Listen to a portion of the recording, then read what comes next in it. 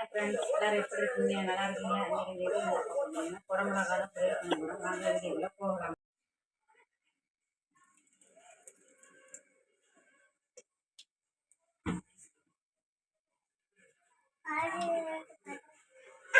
ஒரு தக்காளி போட்டுக்கலாம்.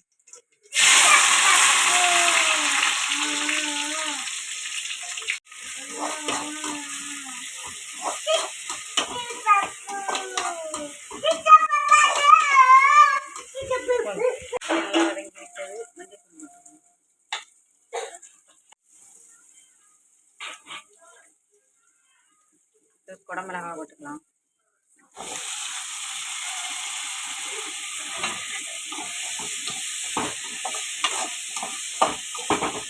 தண்ணியெல்லாம் ஊற்ற வேண்டியதில்லை, அப்படியே வதக்கிக்க வேண்டியதான்.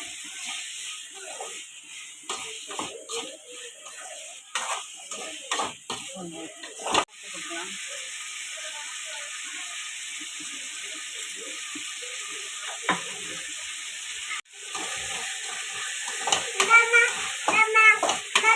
பாருங்க எவ்வளோ சூப்பராக எண்ணெயிலே வெந்து வருது. தண்ணியை ஊற்றவே இல்லைன்னா எல்லாமே வந்து எண்ணெயிலே வெந்து வருது.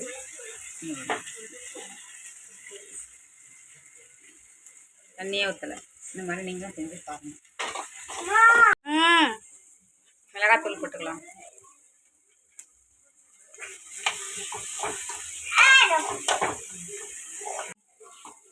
எப்படி இருக்கு பாருங்க, நல்லா வெந்துடுச்சு. சூப்பராக வந்துருக்குது. முட்டையை பத்து ஊற்றிக்கலாம்.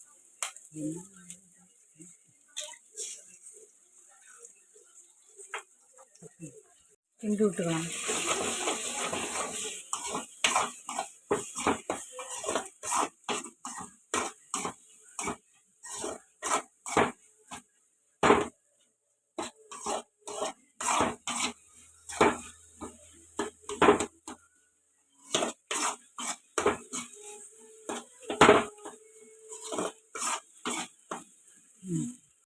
இங்கே பாருங்கள் எவ்வளோ சூப்பராக குடமிளகாய் முட்டை பொரியல் ரெடி ஆகிட்டுன்னு.